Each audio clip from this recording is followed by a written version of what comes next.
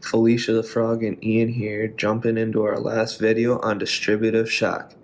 This is defined as the systemic expansion of blood vessels within the body, which leads to increased permeability, decreased blood pressure, and cardiac output.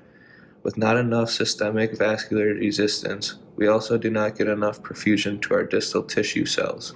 Shunting, increased heart rate, tachypnea, vasoconstriction, and cool and clammy skin are some of the signs. This can also be known as container failure.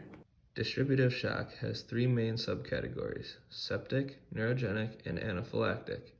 These lead us into our possible causes.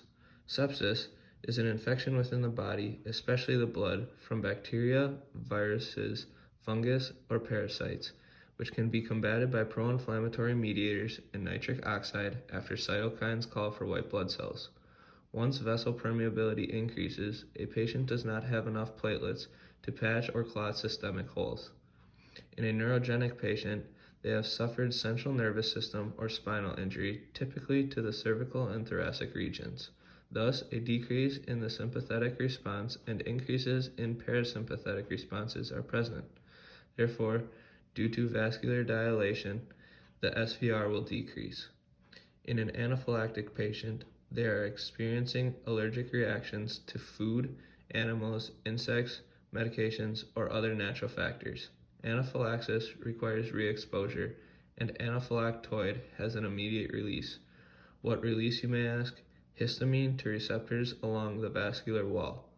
Vasodilation and bronchial constriction, along with a rash/itchy skin, are some signs.